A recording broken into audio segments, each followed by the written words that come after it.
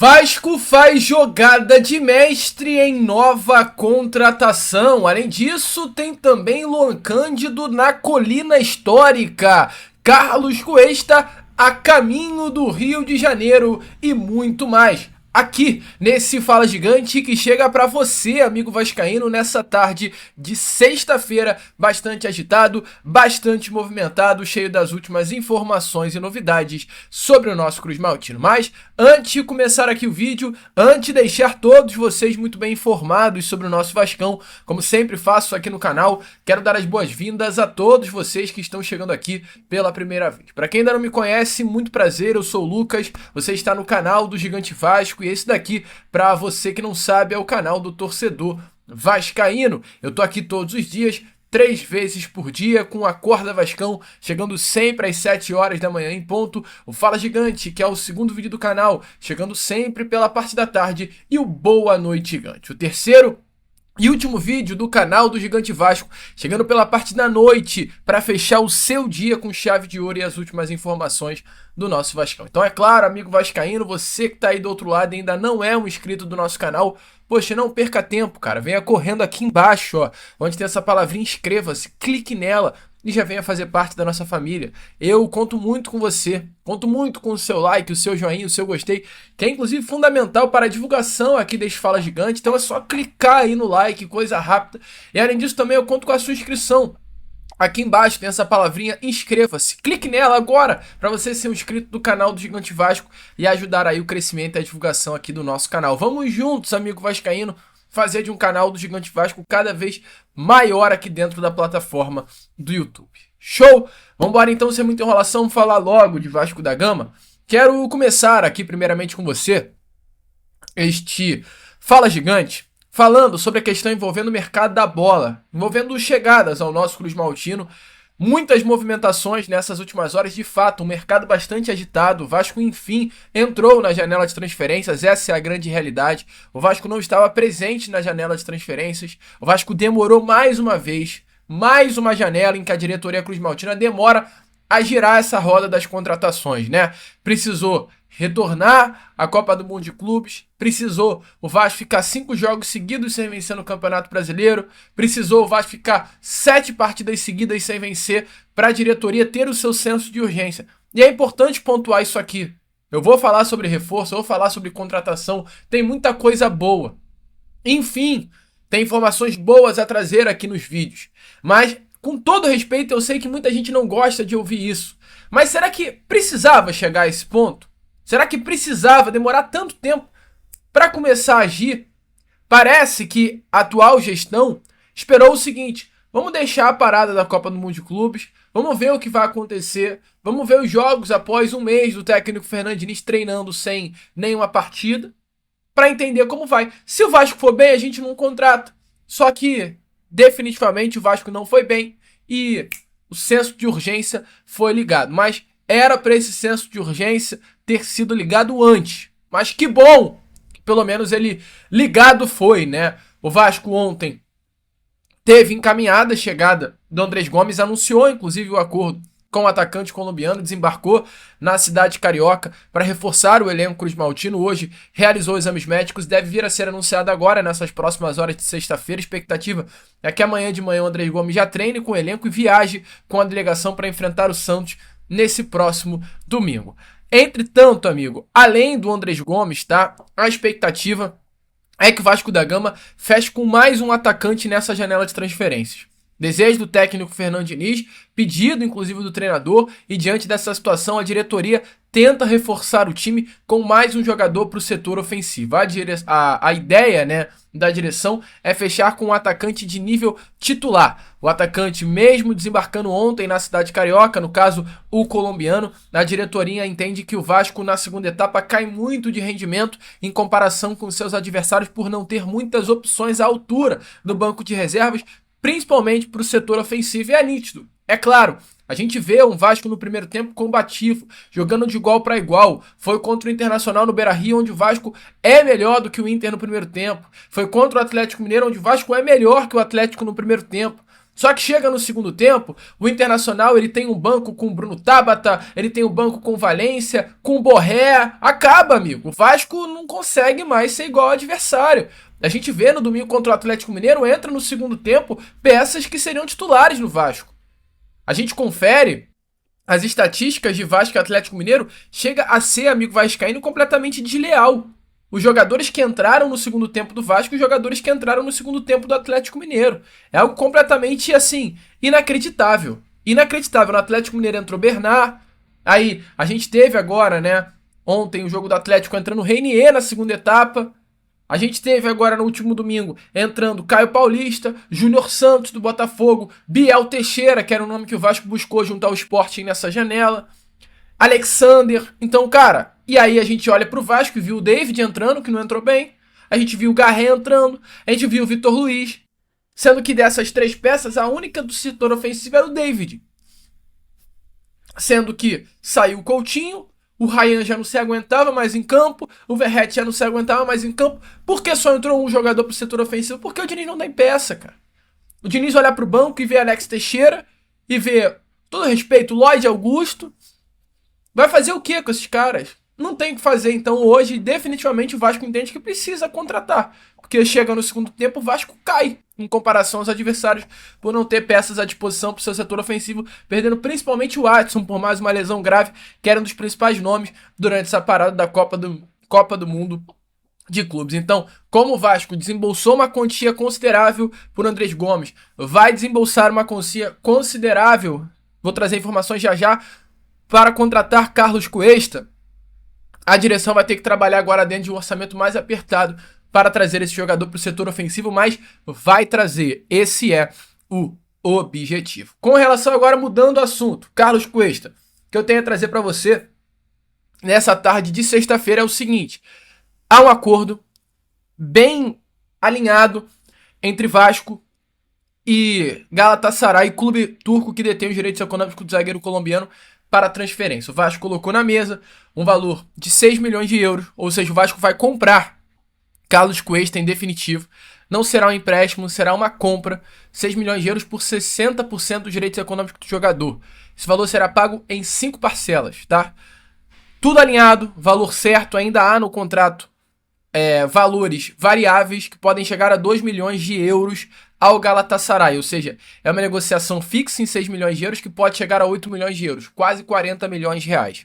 Acho que vai pagar muito caro pelo Carlos Cuesta, mas eu, Lucas, não acho que há jogador caro.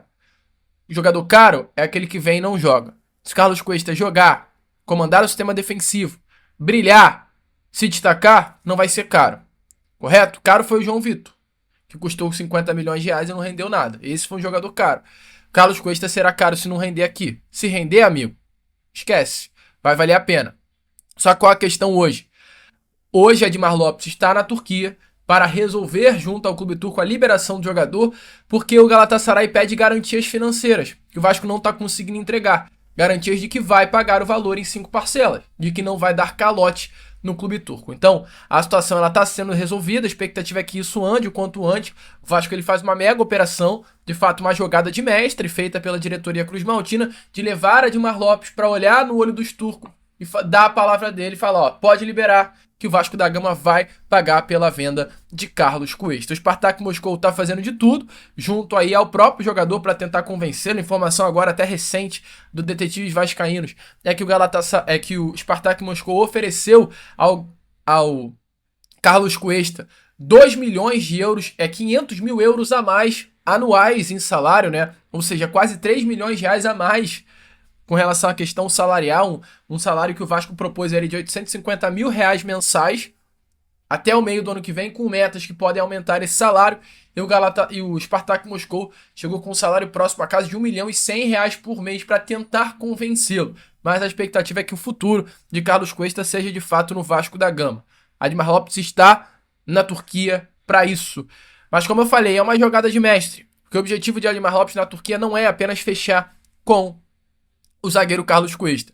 Edmar Lopes hoje, nesse momento, está na Turquia para também tentar a contratação de mais um jogador, que é o Jean Onaná. Para você que não conhece, o Onaná é um jogador de 25 anos de idade, volante, jogador de muita qualidade, um atleta cria das categorias de base do Leixões de Portugal, que foi ao Lille na temporada de 2019-20, quando Admar Lopes no Lille, no clube francês, trabalhava como coordenador de scout. Então, Admar Lopes é um nome que conhece Jean Onana, sabe da qualidade desse volante, um jogador rodado que passou por Bordeaux da França, Lens da França, Marselha, Olympique de Marselha da França, Besiktas da Turquia, Genoa da Itália, jogador rodado no mundo da bola, jogador rodado nas principais ligas da Europa, França, Itália, Turquia, Portugal, e o Vasco da Gama hoje, através da figura da Admar Lopes, por esse contato que tem com o Jean Onana, tenta a sua contratação. O nome que, caso chegue ao Vasco da Gama, chegaria para vestir a camisa de titular. É jovem, 25 anos de idade, é rodado, ou seja, tem experiência e, acima de tudo, tem a intensidade que se pede. O Vasco da Gama, ele hoje é um elenco. Chegando as peças que o Vasco da Gama hoje negocia na janela de transferências, o Vasco ele vai se transformar em um outro elenco. O elenco do Vasco hoje, pra mim, jogando bola, é um elenco top 10. Posso estar exagerando? Sim, mas ao meu ver, se chegar todas essas peças que o Vasco hoje negocia, chegando em alto nível, o Vasco se torna um elenco top 5. Por quê? A gente tá falando de um Andrés Gomes, que é um baita jogador de seleção colombiana. Se desempenhar, amigo, é titular na ponta esquerda com o Ryan na ponta direita. O sistema ofensivo do Vasco vai ser uma loucura, de bom, de qualidade.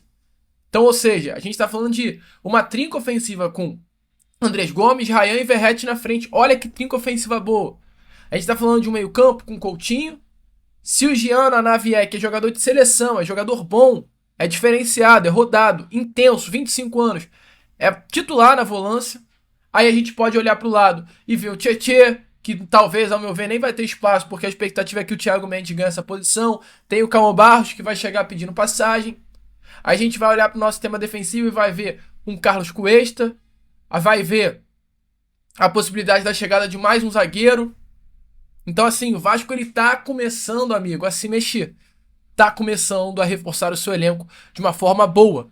E aí a gente pode, já emendando num outro assunto, mas só para deixar muito bem claro, o Vasco tem por interesse sim a situação do Jean Onana, e hoje o Admar Lopes está lá para isso, para negociar com o volante camaronês. E aí a gente olha para a ponta esquerda e pode ter uma grande novidade, porque de acordo com informações do Brunos, a notícia é que neste momento o Vasco está negociando junto ao Grêmio a contratação do lateral esquerdo Luan Cândido. Luan Cândido, de acordo com informações do jornalista gaúcho, não tem hoje negociações de fato avançadas com o Vasco, mas o Vasco segue em tratativas diretas com o staff do jogador. Por que o Vasco negocia com o staff do atleta e não com o Grêmio? Porque o Grêmio não está se opondo à liberação. Se chegar uma proposta favorável por Luan Cândido, o Grêmio vai liberar. Luan Cândido hoje é um atleta que está fora dos planos do clube gaúcho. E aí você vai falar, Lucas, o Vasco está buscando mais um refúgio. E eu vou te responder, loucura pensar isso. Loucura. Luan Cândido é um jogador de 24 anos de idade.